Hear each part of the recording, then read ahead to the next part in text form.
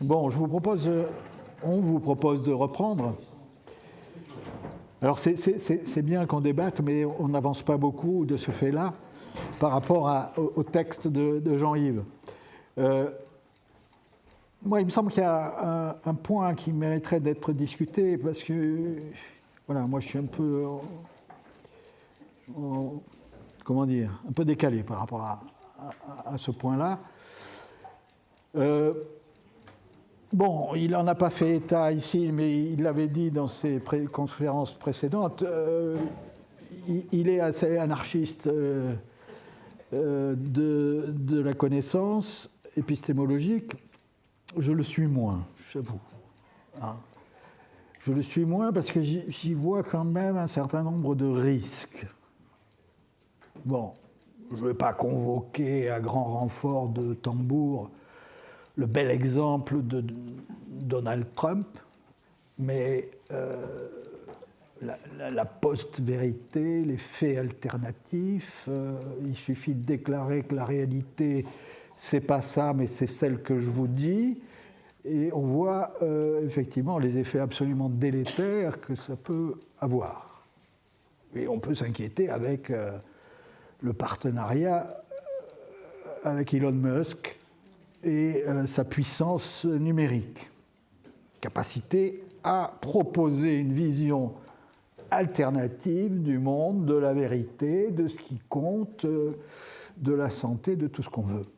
Bon, ça c'est très concret, c'est factuel, si j'ose dire. En tout cas, tout le monde peut le toucher du doigt et voit très, très fortement les conséquences. Alors, je ne mets pas une casquette rouge sur la tête de Jean-Yves, hein, il faudrait beaucoup d'imagination pour ça. Mais dans une position épistémologique qui consiste à dire tout est conscience, fait de conscience, c'est la donnée première, eh bien, on peut avoir ce type, moi qui n'accepte pas totalement cette vision, même si je désacralise, si vous voulez, je relativise ce que peut dire le discours scientifique du monde. Le monde est en extériorité, il n'est pas qu'en intériorité.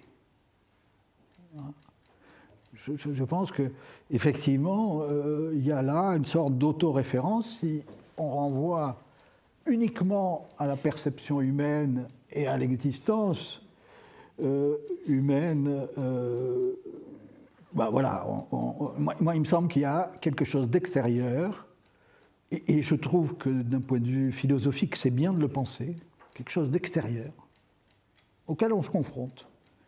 Alors, avec des tas de médiations qui font que l'objectivité n'est pas possible. Je crois que ce qui est possible, c'est l'intersubjectivité. Mais une intersubjectivité, l'intersubjectivité, ça peut être le café du commerce. Non, ça peut être du Trump. Et puis ça peut être l'intersubjectivité scientifique, qui, quoi qu'on en dise, en dépit de tout, et malgré tout, est une intersubjectivité qui est construite, élaborée, discutée patiemment, avec méthode, et en dépit de tout, un discours qui a en lui-même une sorte de force interne que très peu d'autres discours peuvent avoir. Et encore une fois, ce n'est pas de l'objectivité. Mais je trouve qu'il est, de mon point de vue, déraisonnable d'imaginer que nous sommes uniquement dans des faits de conscience. Mais ce n'est pas la position de Jean-Yves. Non, ce n'est pas la mienne. Et puis, de fait, la position que tu as, c'est la position traditionnelle, classique dans notre monde occidental. Et peut-être qu'on peut se demander s'il n'y a pas une corrélation, voire une causalité entre justement cette posture et ce qui nous arrive. Moi, j'ai tendance à faire la connexion entre les deux. Alors, l'intersubjectivité, mais je suis complètement d'accord avec ça. En revanche, considérer qu'il y a une extériorité et une intériorité, pour moi, ça relève de la croyance. Alors, elle est légitime. Je ne dis pas que c'est faux. Je dis c'est une croyance. Et on peut avoir la croyance contraire, qui serait plutôt celle que j'ai adoptée, qui est que les notions d'extériorité et d'intériorité perdent leur sens finalement. On ne peut pas dire qu'il n'y a qu'une intériorité, on ne peut pas dire qu'il y aurait qu'une... Enfin, ça perd son sens. Alors, moi j'insiste sur le fait que ce sont des postulats, des croyances que l'on pose et que, bien évidemment, chacun est libre de ce choix-là. Mais examinons ce que donne une option, à savoir l'option classique, traditionnelle, notamment dans notre monde occidental. Qu'est-ce qu'il en résulte de ce positionnement de croyance en une extériorité et une intériorité? Bon, alors voilà, c'est la question que je pose. Si on postule une vision du monde où l'extériorité et l'intériorité perdent son sens, c'est-à-dire, par exemple, on pourrait dire que la conscience, mais je mets ça entre guillemets parce que je ne sais pas comment appeler en fait ce monde 1. La conscience est la seule réalité fondamentale et elle générerait des schèmes que la conscience réflexive humaine, locale, interprète comme un réel extérieur et matériel. C'est-à-dire qu'on peut, je vais peut-être répéter parce que c'est concentré, dans la vision moniste, on a quelque chose qui existe, c'est une évidence parce que sinon on ne serait pas là pour en parler. Je ne vais pas caractériser cet existant, on va l'appeler l'existant. Voilà. L'existant comme seule réalité fondamentale génère des schèmes, des organisations, qu'on pourrait dire des organisations de type informative, et que localement, cette organisation est réflexive. C'est ce qu'on appelle la conscience humaine réflexive. Qui interprète, puisqu'elle est réflexive, c'est comme quand on se regarde dans un miroir. Dans le miroir, on a son propre visage et on a un tout petit bout du paysage qui nous entoure. Et si on croit que ce qu'on voit dans le miroir, c'est l'extérieur, et que c'est la réalité d'un monde extérieur substantiel, ben on est dans la configuration classique de notre représentation du monde. Pour autant, qu'est-ce que c'est que la réalité de ce qu'il y a dans le miroir? C'est juste une image de notre réalité unique. Alors,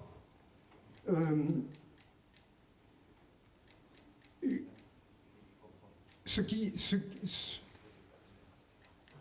c'est le cas, si on envisage l'existant dans cette vision moniste, ça ne remet pas en cause le vécu de ce qui résiste. Cela dit juste que ce qui résiste et ce qui conscientise la résistance sont de même nature. À propos des choses qui résistent en dehors de nous-mêmes, dans l'option moniste, à mon avis, c'est le en dehors de nous-mêmes qui est en trop, pas l'idée que les choses résistent. Le dualisme matérialiste, bon, je l'ai dit, c'est un peu comme si on concevait l'image dans le miroir comme réellement en 3 dimensions, matérielle et pourvue d'une existence propre. On ne peut pas prouver que la substance a une existence propre au sens où nous l'entendons, c'est-à-dire objectale, extérieure, matérielle. On ne peut pas prouver le contraire non plus. Donc, on a des options possibles et examinons ce que ça induit dans la façon d'être au monde et dans nos relations entre humains. Je ne dis pas que le dualisme est erroné et que le non-dualisme serait vrai. Hein. Attention, on est bien d'accord. Je dis que nous pouvons opter librement pour l'une ou l'autre de ces 2 options métaphysiques, et dans la mesure où le dualisme a longuement imprégné et façonné notre culture qui débouche sur ce que l'on sait, eh bien, ce que j'affirme en revanche, c'est qu'il est temps de changer de paradigme métaphysique pour expérimenter une autre voie.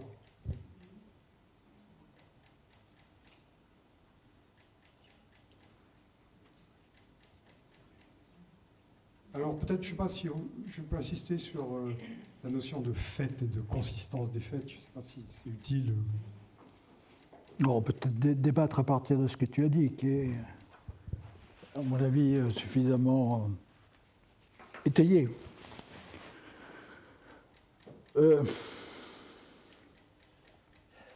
Comment dire?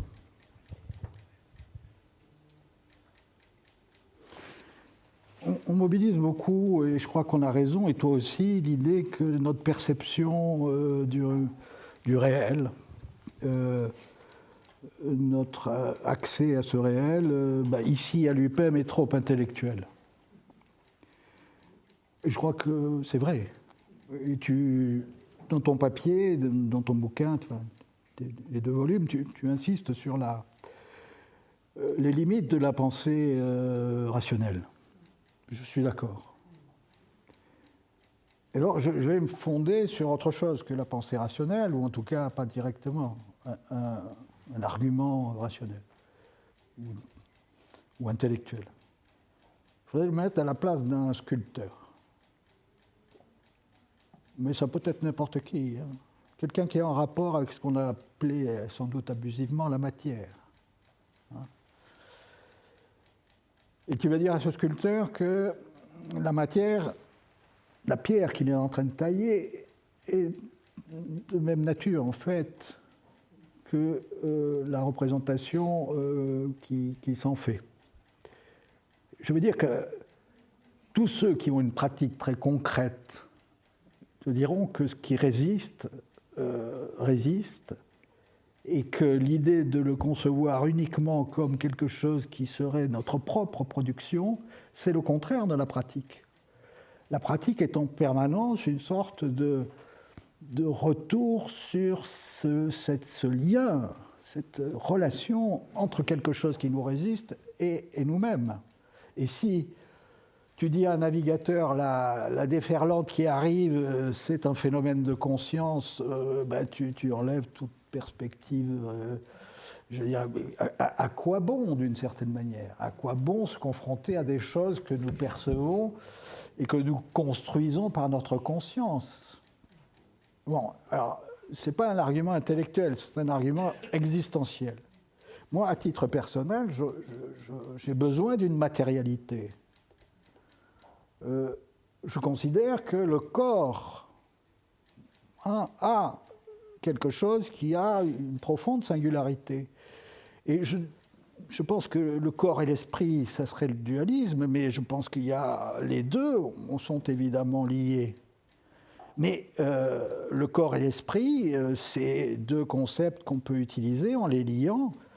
Et moi, il me semble que tu es du côté de l'esprit, du côté de la conscience, et moins du côté de la matérialité que tu nies comme étant phénomène de conscience.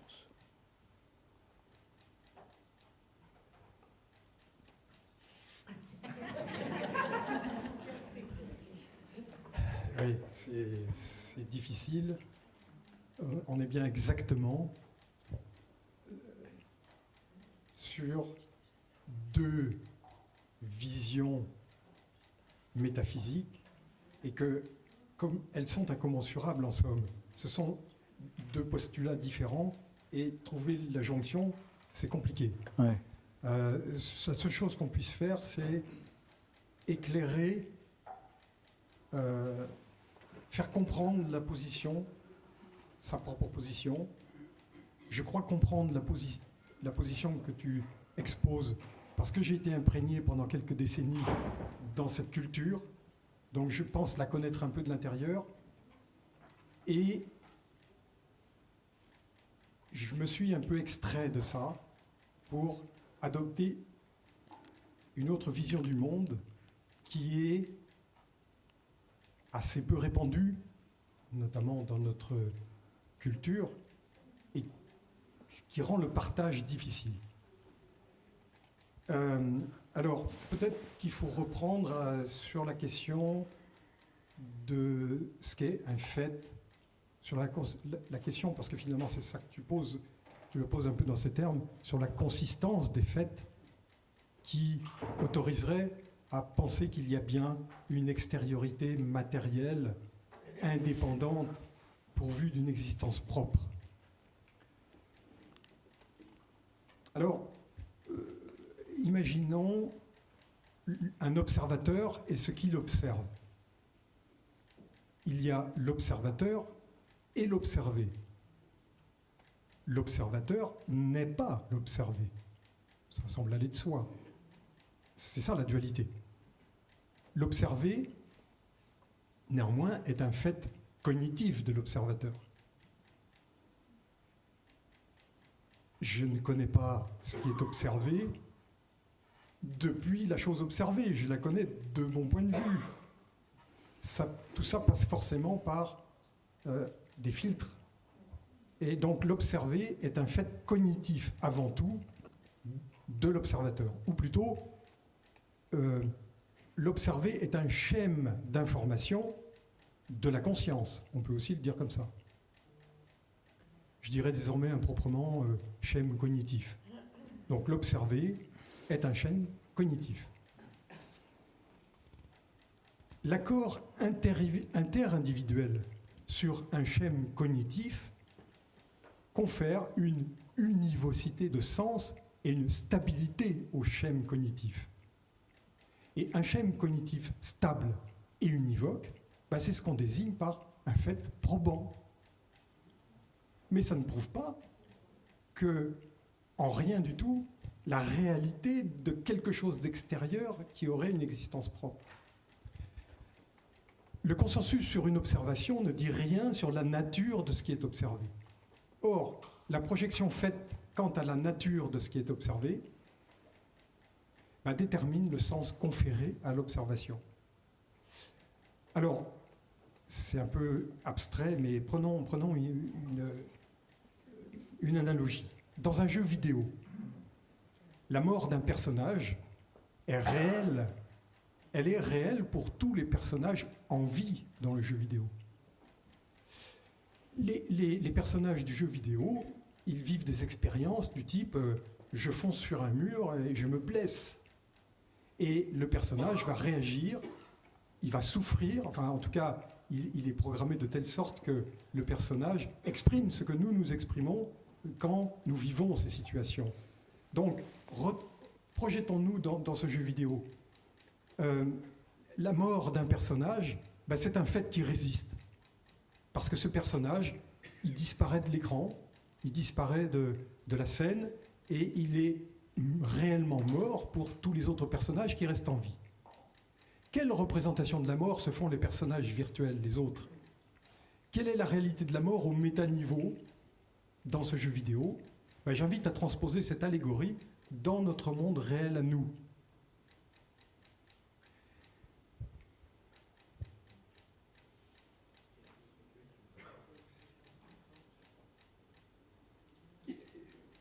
Je pense même qu'il faudrait aller jusqu'à dire que, je vous ai dit tout à l'heure, l'observé est un schème cognitif. Il faudrait ajouter l'observé est un schème d'information de la conscience réflexive. La réflexivité confère une autonomie au schème cognitif par projection, comme l'image d'une chose dans un miroir. De là vient la sensation d'un monde extérieur et autonome.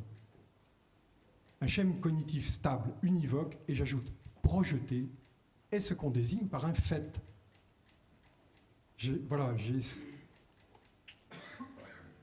Non, c'est trop compliqué. Si vous voulez réagir à cette proposition, oui. Juste une petite... Justement, le jeu vidéo, j'emprunte un peu tard. La perspective que tu nous offres n'est pas totalement incompatible, elle est même très concevable sur le mode de Matrix. Oui. Voilà. Eh bien, à titre personnel, je me refuse à être un personnage de Matrix. Et ça, c'est pas scientifique. Mais c'est pas scientifique, bien sûr, et puis c'est tout à fait à la fois... c'est parfaitement légitime et respectable. Moi, encore une fois, je ne dis pas qu'il y a le vrai et le faux dans cette affaire-là. Ah non, oui, je te parle. Il y a des choix qui sont des choix symboliques, des choix intimes que l'on fait. Simplement, moi, ce que je souhaite, c'est qu'on essaie de voir quel est le choix dominant et essayer de voir s'il n'y a pas quand même malgré tout un lien avec le constat qu'on fait sur notre société. C'est tout ce que j'invite à faire. Alors ça, on pourrait en parler, à mon avis, parce que c'est central. Mais je ne veux pas monopoliser la parole, mais juste un mot quand même. Le fondement métaphysique et le bazar d'aujourd'hui. Tu fais un lien de causalité. Oui, de fait. Oui, d'accord. À mon avis, il est en partie simpliste, parce qu'il passe sous silence une multitude de médiations qui sont d'ordre culturel, d'ordre social, d'ordre économique, d'ordre technologique. Et dans une belle linéarité, tu fais une causalité. Et là, je crois que tu pèches par simplisme. Alors,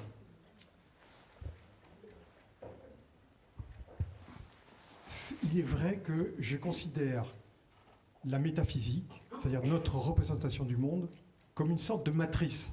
Je repense encore à Matrix, mais on peut abandonner Matrix, c'est peut-être trop connoté.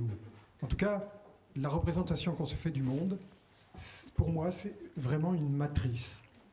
Et à ce compte-là, c'est assez déterminant de ce qui peut se passer à diverses échelles chez l'humain et dans la société humaine. Mais je n'ai pas dit que c'était strictement linéaire. C'est-à-dire qu'en fait, bien évidemment que l'expérience que l'humain a, qui se traduit par des pratiques, une économie, etc., réalimente la vision du monde. Et en fait, c'est bien bouclé. Mais justement, on en est là.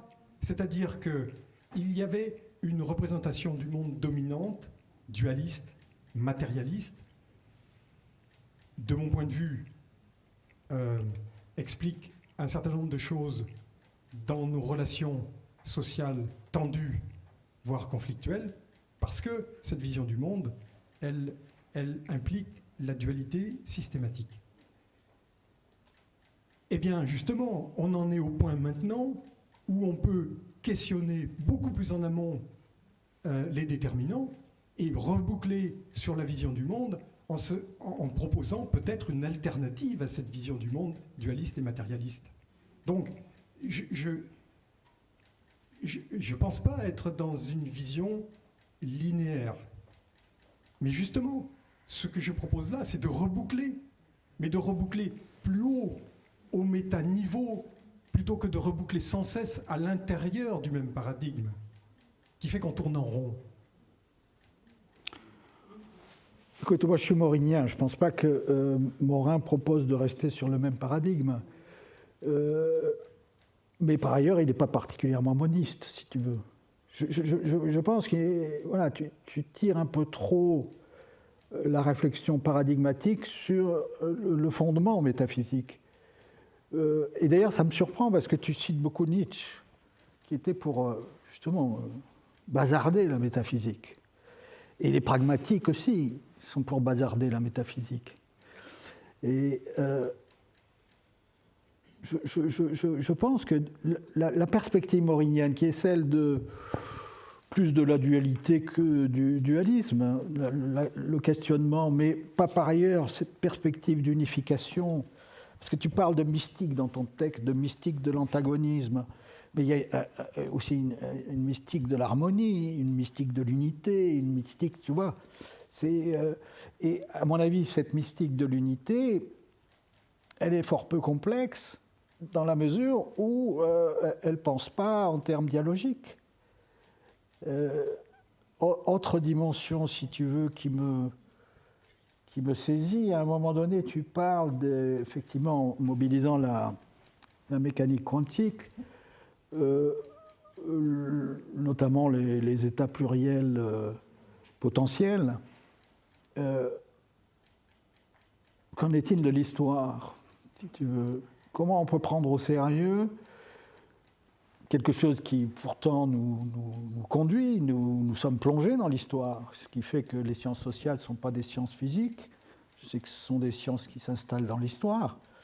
Or, cette histoire, comment tu la penses, si tu veux, dans la mesure où tout serait fait de conscience et activation d'états potentiels localement. Là, on a un problème même de perception de comment ça pourrait être, si tu veux concevoir l'histoire là-dedans. Parce que encore une fois, c'est le serpent qui se mord la queue. Si tout n'est que phénomène de conscience, pourquoi on prend au sérieux des choses qui, somme toute, émanent de nous, sur lesquelles nous pourrions avoir, ne serait-ce que mentalement. Si on prend conscience dans Matrix qu'on est dans Matrix, ben voilà, c'est fini. On essaye de passer à autre chose. On prend conscience que le système existe. Ben, c'est quand même ça le problème. Hein? Si on prend conscience que le système existe, que Matrix existe, on peut commencer à ressortir. Ben, c'est ce qui me semble, en tout cas.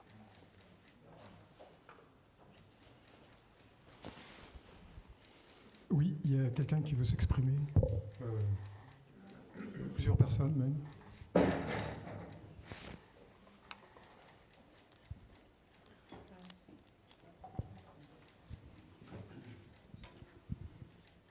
Nicolas,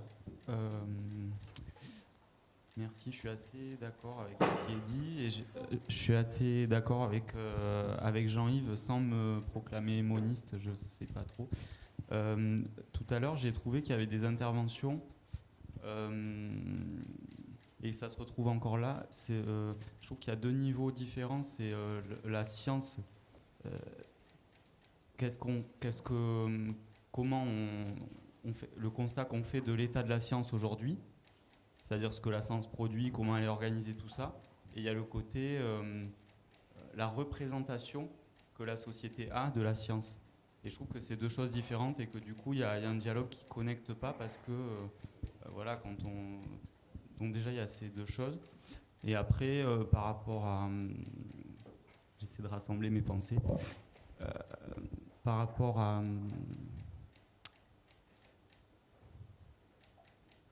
la conscience, voilà. Si vous voulez, à mon avis, quand il y a le dualisme matérialité-conscience, ben, c'est vrai qu'on a l'impression que c'est les philosophes de l'époque, c'était aussi des humains, des individus qui avaient leur intériorité et qui ont projeté toute leur perception sur le monde. C'est-à-dire que les gens qui leur ressemblaient, ils se sont dit ils ont aussi une conscience comme moi, enfin ils ont, comme Jean-Yves disait, par rapport au miroir et à l'observer, à l'observateur. Et alors qu'en fait, on a fait ça aussi, on a fait la même chose, on a fait ce distinguo-là par rapport à l'époque où il y avait beaucoup de racisme, à la colonisation, tout ça, en ne prêtant pas de conscience aux gens qui étaient un peu différents. Et aujourd'hui, même si ça a évolué, on continue de faire ça avec d'autres êtres vivants, sans avoir tellement la capacité de vraiment acter si ces animaux-là, par exemple, ont une conscience ou pas. Et du coup, c'est à ce niveau-là où je trouve que la vision, le fait que la matérialité conscience, elle est un peu caduque parce que c'est vraiment des histoires de perception. Et par rapport au fait de Matrix ou pas, est-ce que vraiment on voudrait, quand on est dans Matrix, est-ce qu'on a forcément vocation à vouloir en sortir ? Pas forcément, mais peut-être qu'on aurait vocation à agir différemment dans Matrix une fois qu'on sait qu'on est dedans, en fait. Oui, ça c'est intéressant comme petite synthèse, parce que c'est assez juste, oui. De fait, la vision moniste, elle efface pas tout, elle efface pas l'histoire, c'est pas un grand blanc, quelque chose de définitivement uniforme, et évidemment, ça serait le néant, et le néant c'est un non-sens. Donc en fait, la vision moniste, elle efface rien du tout de la réalité historique, ni de la réalité vécue au présent. Mais c'est une autre façon d'envisager cette réalité qui fait que l'altérité n'a plus le même sens. Et si on envisage l'altérité comme un prolongement de soi, ce que l'on peut faire dans la vision moniste et qu'on ne peut pas faire dans la vision dualiste, il me semble que c'est radicalement et fondamentalement important pour transformer une économie qui considère que l'autre est un instrument, une ressource, etc. Mais ça change pas toute l'histoire et tout ce qu'on en dit.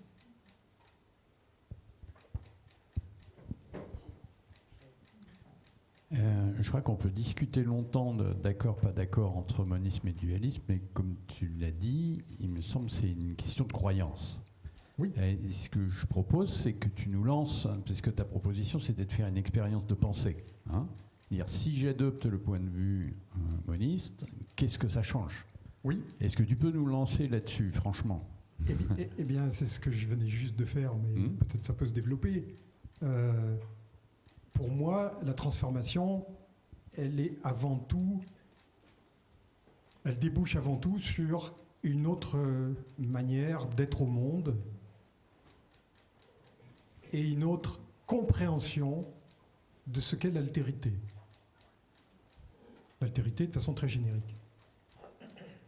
Partant de là, l'autre personne, l'autre, l'animal, le végétal et même le minéral, enfin l'autre, voilà, je l'appréhende différemment, je le comprends autrement, et finalement, j'en arrive à une posture qui ressemble à ce que propose la morale, mais sans la morale. Voilà ce que ça change. Il me semble que c'est assez radical et très important, puisque la morale n'a pas fonctionné. On a essayé d'ancrer la morale religieuse, laïque, depuis des siècles, voire des millénaires, et on en arrive au point où l'humanité est en train de s'autodétruire. Donc, il faut quand même voir les choses telles qu'elles sont. Donc, c'est pour ça que moi je me dis, comment peut-on faire pour que l'amour se développe sans en faire un principe moral, comme on l'a fait jusqu'à maintenant? Voilà, il me semble qu'en transformant notre vision du monde et en passant du dualisme au monisme, on a un bon moyen, parce que c'est une façon de comprendre autrement l'altérité, qui fait que, d'une certaine façon, l'altérité, c'est soi.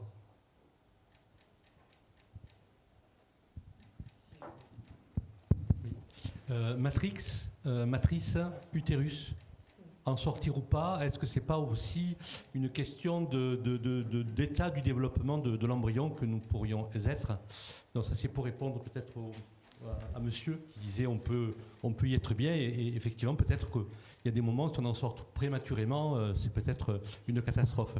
Mais par rapport à ça, on n'a pas cité le GIEC. Est-ce que le GIEC, c'est pas un exemple de société, on va dire, scientifique, qui essaie de lutter contre le système techno-scientifique, parce qu'il joue contre le système économique. Alors je ne sais pas si dans leurs résultats, ils biaisent un peu, mais ils sont tellement nombreux que peut-être ils sont obligés de rester le plus proche des faits.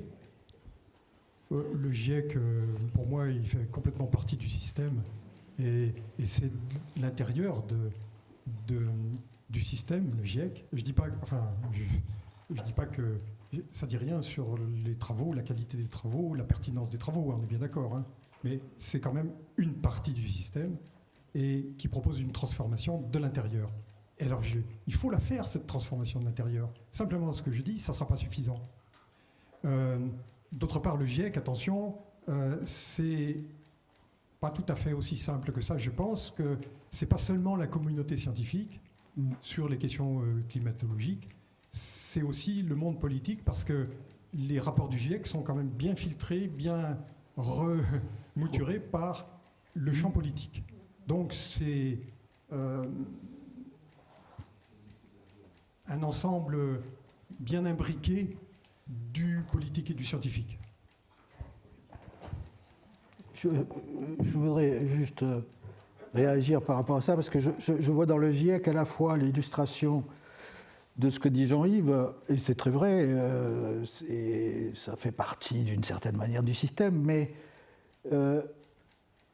par exemple, c'est très, très mal connu ça, parce qu'on nous parle de la science en majesté quand on nous parle du GIEC. Et c'est vrai qu'ils ont eu une fonction historique importante, puisque vous avez eu des intérêts tout à fait considérables qui ont consisté à bannir cette vérité ou ce fait qu'il y a un problème climatique. Hein. On a vu toutes les compagnies pétrolières, etc., avoir une stratégie pour masquer le problème, pour décrédibiliser les premiers chercheurs qui travaillaient là-dessus, etc. Donc il y a une stratégie des puissants. Hein. Alors, ils font partie du système parce que, comme l'a dit Jean-Yves, il y a effectivement la relecture par les États. Et c'est pour ça que vous ne trouverez pas que la Chine est la première émettrice globalement, même si par tête elle est beaucoup moins forte que les États-Unis. Hein. On ne pointe pas les responsabilités directes. Pourquoi ? Parce que les États, ils ne veulent pas. Et autre chose, dans les premières formes, et c'est encore le cas aujourd'hui, du GIEC, il y avait très peu de sciences sociales. Très peu. Les seules sciences sociales qu'il y avait, c'était des économistes. Bon, je ne vous fais pas le topo sur le champ de l'économie. Hein. On en a, nous, chez nous, là, qui vont au GIEC. Ah oui ? Oui, oui, oui. Et eh bien, qu'est-ce qui se passe ? C'est que dans les scénarios de GIEC, parce que le GIEC produit des scénarios, vous n'avez jamais quelque chose qui est testé avec une hypothèse de décroissance. Pourquoi ? Parce que ça ne fasse pas partie de l'univers testable, c'est que les économistes ne peuvent pas le penser. D'accord ? Autre élément, parce que je le dis parce que ce n'est pas bien connu, la sous-représentation des chercheurs des pays africains, disons non occidentaux, qui ont de suite dit, à partir du moment où ils ont été intégrés, même avant, ils ont dit, oui, mais c'est bien de faire des scénarios d'évolution, mais il faudrait aussi qu'on ait une idée des responsabilités de la situation. D'accord ? Parce que nous, au bout du compte, on n'y est pas pour grand-chose dans cette situation. D'accord ? Eh bien, c'est eux qui ont posé ça. Est-ce que ça ne faisait pas partie de l'univers de la connaissance scientifique ? Bien sûr que si. Et on ne peut pas avoir la même gestion quand on sait qui est responsable et qui ne l'est pas. Qui est responsable et qui est victime principale. Donc tout ça, c'est des éléments de connaissance scientifique. Ils sont assez peu abordés. Donc, comme toute science, c'est discutable. Mais dans la démarche scientifique, il y a la possibilité de critiquer, parce que ça, c'est une critique scientifique que je suis en train de faire. Alors, moi, je suis d'accord avec ce qui vient d'être dit, mais si j'ai du mal à connecter avec la question du paradigme métaphysique. Parce que on peut discuter longtemps de la question climatologique, du GIEC, du rôle des États, etc. Et puis, on pourrait discuter de bien d'autres questions majeures, globales, soit. Mais justement, comment on connecte ça à quelque chose de fondamental dans l'humain qui est intégré au point qu'on l'a oublié et qui d'une certaine façon, nous fait nous mouvoir, nous fait penser d'une certaine manière. Voilà, et donc, je ne vais pas du tout évacuer la question importante qui était évoquée là, mais je ne vois pas trop comment, ou en tout cas, il faut l'expliciter, comment est-ce qu'elle illustre ou comment est-ce qu'elle nourrit cette réflexion sur une dimension déterminante, implicite et profonde, cognitive et socio-cognitive, que je suggère de gratter un peu, de déterrer un peu. Voilà. Moi, j'aurais tendance à te poser juste la question, comment prendre... qu'est-ce que tu caractérises comme étant le changement climatique ? En quoi ça relève d'une pure construction de l'esprit, comme dans Matrix ? C'est pas une construction de l'esprit, c'est une réalité que nous constatons ensemble. Tu parles d'une réalité. Oui, c'est pas... oui. Oui ? Oui. Donc tu te réfères à une forme d'extériorité. Non. Parce que réalité, c'est-à-dire effectivité d'un phénomène, n'implique pas absolument que ça soit extérieur et matériel.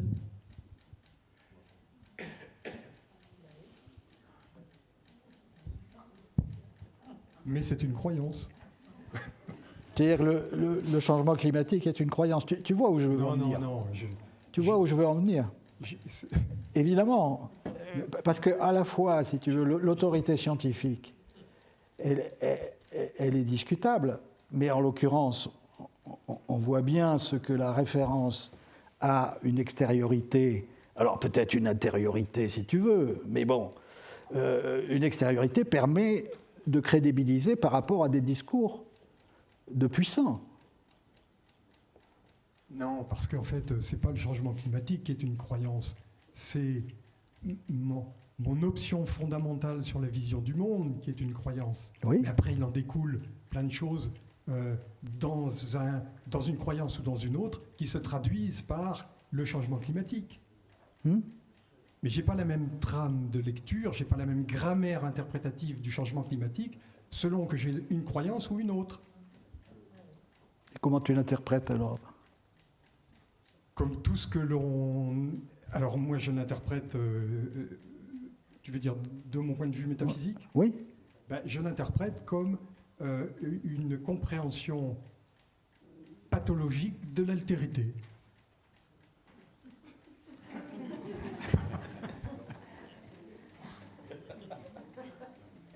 Ouais.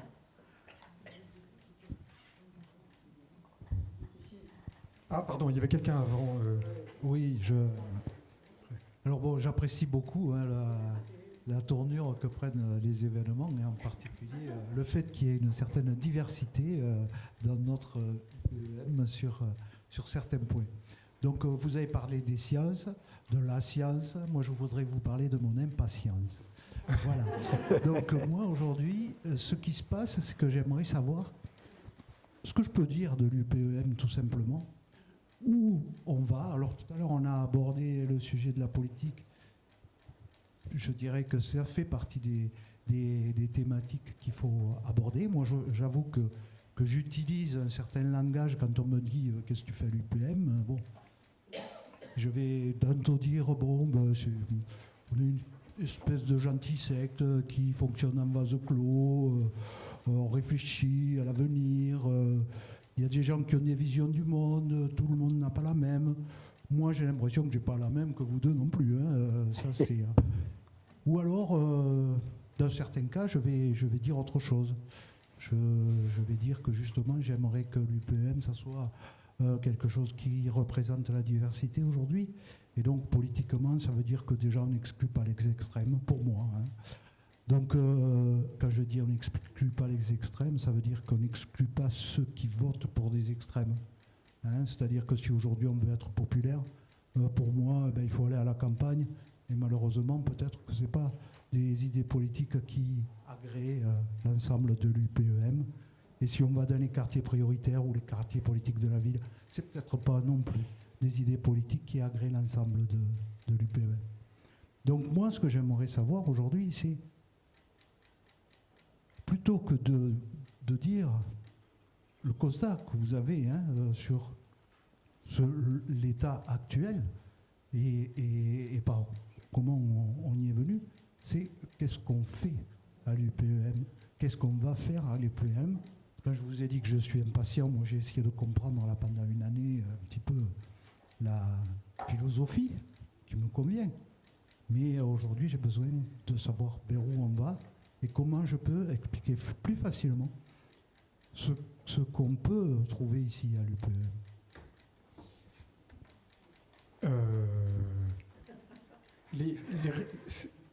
C'est intéressant de connecter les réflexions qui paraissent très conceptuelles au concret de l'action. Et contrairement à ce qu'on pense habituellement, pour moi, ce ne sont pas deux registres étrangers, mais ils se nourrissent réellement l'un l'autre. Par exemple, dans l'intitulé de l'université, c'est quand même l'Université populaire Edgar Morin pour la métamorphose. Qu'est-ce que c'est que la métamorphose? Je pense qu'on a autant de conceptions, de définitions qu'il y a de personnes ici, mais il faut bien, je pense, qu'on travaille une représentation partagée de la métamorphose pour concrètement agir sciemment avec une intention partagée vers des objectifs qu'on peut se fixer. Donc, ce que je propose là, c'est justement un élément que j'introduis pour penser la métamorphose. Et même si c'est très conceptuel, théorique, abstrait, aride, et j'en conviens, c'est quand même important d'enrichir cette question de la métamorphose, y compris avec des apports comme celui que je fais, pour être bien en phase sur ce que l'on va décliner concrètement comme action dans le sens de cette métamorphose qu'on pourra, dont le sens serait partagé. Et donc finalement, moi ce que je préconise, c'est pas l'action pour l'action, c'est-à-dire l'action qui s'inscrit dans une logique seulement sociale politique. Évidemment qu'elle est ceci, mais je propose de l'examiner avec un niveau de réflexion plus profond peut-être, à travers ce mot métamorphose.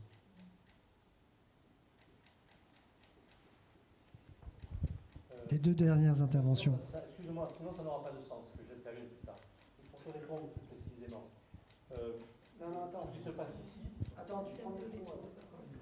Franchement. Je peux parler fort. Ce qui se passe ici, on n'exclut pas. Non, c'est que c'est pas enregistré après. Ah, d'accord.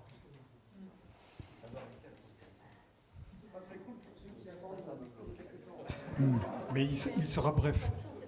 Oui, il faut qu'il soit bref. Non, c'est pas ça, c'est que ce qui se passe ici n'exclut pas ce que tu sembles, enfin ce que j'ai compris de ce que tu suggères, savoir une diffusion plus large vers d'autres publics. Or, pourquoi est-ce que cet après-midi vient Toulouse en transition ? Ce sont une association qui maille des quartiers avec leurs différences et qui vient ici justement pour faire lien avec ce qui se passe là et profiter. Et puis, ce qui vous a été suggéré avec la Maïf, c'est justement de créer une sorte de catalogue de thématiques sur des sujets simples, adaptés, abordables vis-à-vis d'un certain nombre de cibles, justement pour faire des contre-feux à la pensée dominante. Donc, voilà qui pourrait te satisfaire, j'espère. Mais j'espère qu'on ira au bout. Voilà, si on ne va pas au bout, bien sûr, tu auras raison d'être impatient.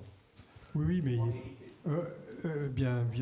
juste, on est bien d'accord qu'il y a une multiplicité de pistes et d'actions à mettre en place, mais simplement, ce qui est intéressant, c'est non pas d'unifier, mais de coordonner les actions dans une intention qu'on s'est choisie. Et pour ça, il faut un cap, il faut une utopie, il faut... et justement, la réflexion fondamentale sur la question de la métamorphose, elle peut fixer cette direction générale à partir de laquelle on peut restituer de la cohérence dans la disparité et la diversité des actions. Les deux dernières. Je dois dire que je suis un peu perdue. C'est bon, on a été à peu près dans toutes les limites de la membrane. J'ai envie de rester sur la question que tu posais tout à l'heure, qui est quelle autre manière d'être au monde ?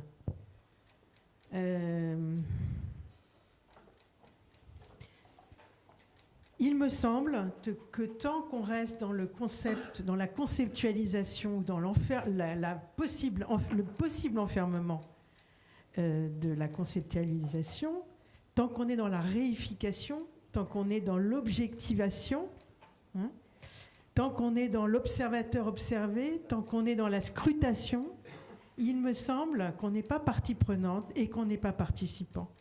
Et moi, j'ai envie de trouver ici une alternative qui est à la fois de penser le complexe, mais de vivre le complexe, de l'assumer dans ce qu'on est, nous, des êtres complexes, dans des dynamiques complexes, dans des interactions complexes. Et il me semble que je te suis tout à fait sur la métaphysique et c'est un sujet qui me passionne. Mais pour répondre aux questions que tu posais tout à l'heure sur éthique morale, puisque c'était aussi un champ sur lequel tu as été, on n'aurait pas de problème de morale si on était, partie prenante. Quand on est partie prenante, quand on est participant, on est naturellement éthique. Quand on vit la métamorphose de l'intérieur, quand on vit la transformation de l'intérieur, on devient naturellement éthique. Pourquoi ? Parce que Ce que tu es, c'est ce que je suis. Mais je suis complètement d'accord avec ça. Et ce qu'il y a, c'est que c'est pas forcément facile à penser pour tous, mais dans la vision moniste, ça va de soi. Et donc, je te rejoins parfaitement. Et ce que tu as exprimé est assez peu dualiste. C'est-à-dire, soyons participants au monde, mais pour ça, réduisons l'écart que l'on construit sans cesse entre soi et le monde, entre la conscience et le monde. Et c'est ce qui légitime la position moniste, justement. Donc je suis d'accord. Oui. Tu voulais intervenir aussi. Oui. Il y a longtemps, hein, donc peut-être on pourrait passer le micro. Oui. Alors, pardon. d'accord. Oui. Alors, oui, d'accord aussi pour la métaphysique. Alors, la question des chiffres, le 1, le 2 et le 3, peuvent donner lieu à des versions positives ou négatives selon le cas. Le monisme, je suis entièrement d'accord, l'unité autour d'un idéal essentiel pour l'humanité. On sait bien aussi les dérives qui ont pu être faites au nom du monisme, d'accord. Alors le dualisme, c'est pareil, il y a des dualismes excluants, mais il y a aussi ce qu'on appelle la diversité, le 2 est le début de la diversité, le dialogue, tout ça c'est de l'ordre du 2. Et moi je voulais intervenir rapidement sur la question du 3. Il y a le tiers exclu, c'est bien connu, mais il y a aussi le tiers inclus. Et donc, Basarab Nicolescu, du CIRET, a beaucoup insisté sur cette question de la pensée complexe, sur la question du tiers inclus, comme phénomène de dynamique, justement, élévatrice, qui permet de sortir de la dualité excluante, et donc d'un tiers exclu. Michel Serres a écrit aussi le tiers instruit, où il a beaucoup insisté là-dessus. Et puis, René Girard, philosophe protestant, a écrit donc le bouc émissaire, La violence et le sacré, où il a démontré qu'effectivement, il faut aller vers l'autre et donc dépasser le dualisme excluant. Bon, moi, je voulais quand même pas... sur la question de rapport aux politiques, il me semble quand même que l'actualité va dans le sens, effectivement, d'une recherche donc, au niveau épistémologique, dans la mesure où on a la conjonction à la fois de la révolution informatique, de l'intelligence artificielle et de toutes les idéologies complotistes. Il faut savoir, démagogiques, liés effectivement à des pouvoirs d'extrême droite, il faut le dire.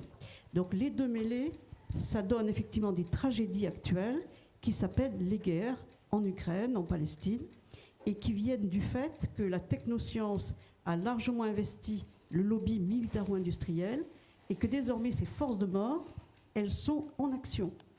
Et elles sont de plus en plus dirigées par des pouvoirs donc démagogiques, voire effectivement extrêmes, qui fonctionnent sur soit le nationalisme, le complotisme, voilà, toutes ces idéologies fausses qui sont effectivement de l'ordre du dominant. Voilà. Donc il me semble que le renversement du paradigme, c'est d'aller vers les épistémies des dominés, tout ce qui est dominé. Et il faudrait citer en premier lieu les femmes, parce que la pensée des femmes n'est pas suffisamment mise en œuvre. Or, on sait qu'actuellement, les pouvoirs militaro-industriels, ce sont des pouvoirs ou patriarcaux ou largement virilistes. Ce sont quand même des machos de première envergure qui sont à la tête de ces États-là. Donc, aller vers les épistémés des dominés, je termine, c'est-à-dire les femmes, les peuples donc, du Sud global, tous les peuples dominés, les communautés à l'intérieur de nos pays qui ne fonctionnent pas comme nous, et c'est comme ça qu'on pourra sortir effectivement, de cette emprise d'un logos occidental qui est effectivement devenu mortifère. Je suis d'accord, mais comment fait-on pour justement repartir de la vision des dominés? C'est là où je dis c'est bloqué. Pourquoi ne l'a-t-on pas déjà fait? Pourquoi ne l'a-t-on pas déjà fait? Qu'est-ce qui nous en empêche? Et c'est là où moi je ne peux pas m'empêcher de replacer ça sur un plan assez fondamental. Parce que ce que tu proposes, finalement, me semble relever du classique champ moral. C'est-à-dire qu'on irait vers les dominés parce que la raison nous pousserait à une éthique, enfin des choix plus moraux, mais ça n'a pas fonctionné. Pourquoi ça fonctionnerait maintenant si on ne change pas quelque chose de plus radical? Je voudrais juste rebondir. Dernière question. Et il y a vraiment quelqu'un qui demandait depuis longtemps ici, mais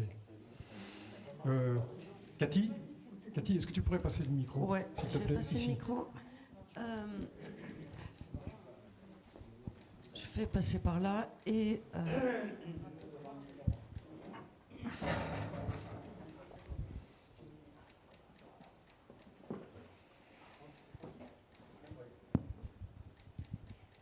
Alors, je voudrais essayer de transposer sur un plan extrêmement concret ce que je crois avoir compris dans cette vision du monisme et le relier à l'intervention de monsieur tout à l'heure disant qu'est-ce qu'on fait concrètement.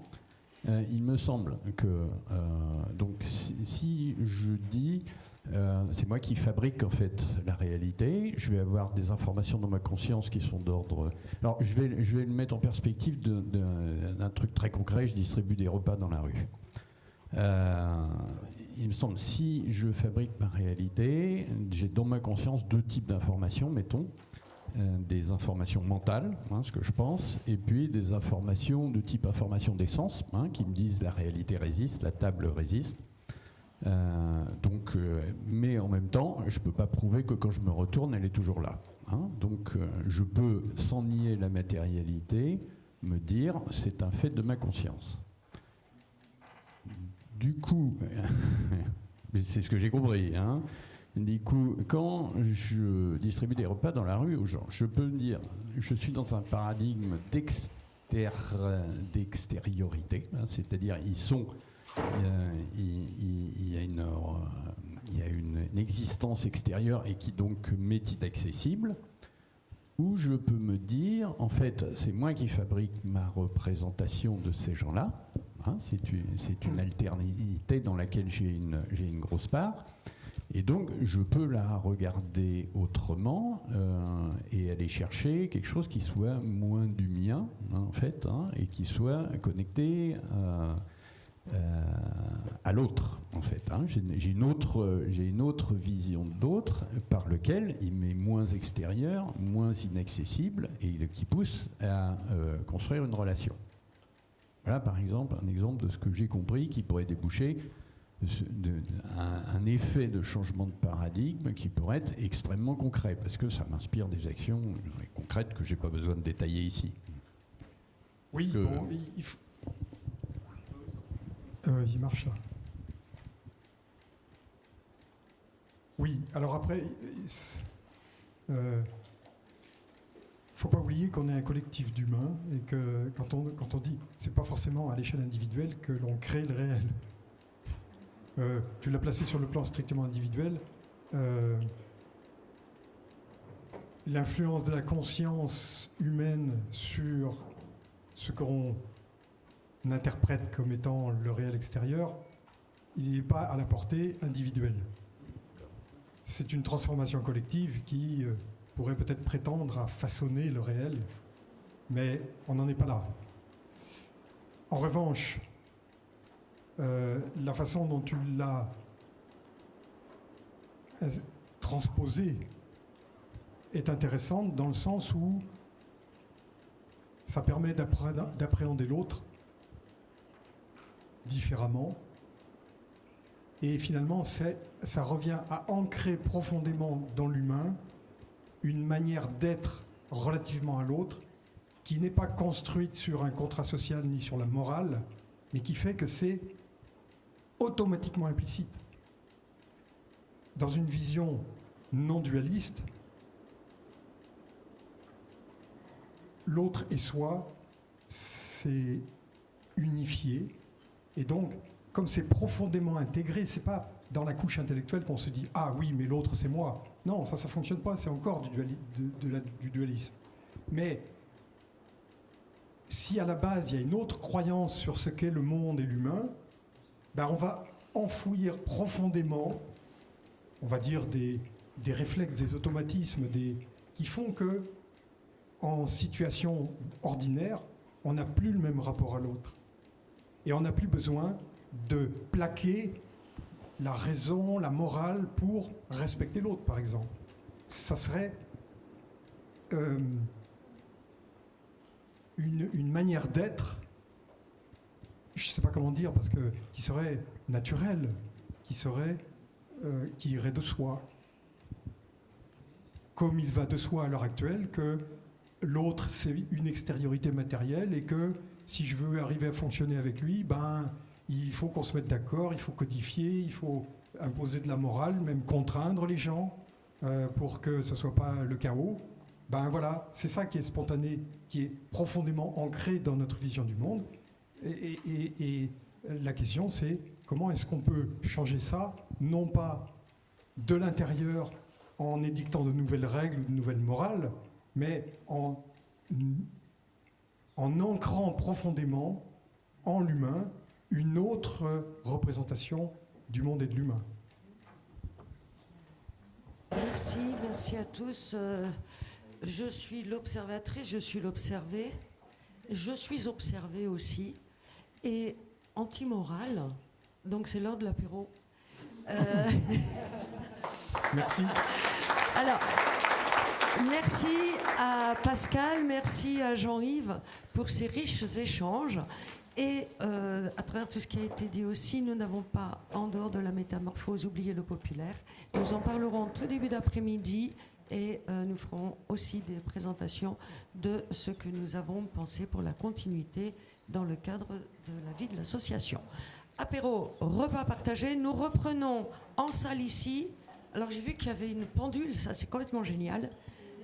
Il est 12h42, on se retrouve à moins 10, ici à 2h moins 10, ce qui nous permet de nous installer tranquillement et de redémarrer à 14h, parce que je joue aussi un rôle, donc je m'observe beaucoup, j'ai le cœur qui bat. Ce rôle est le gardien du temps aujourd'hui, c'est pas dans mes habitudes. À tout à l'heure.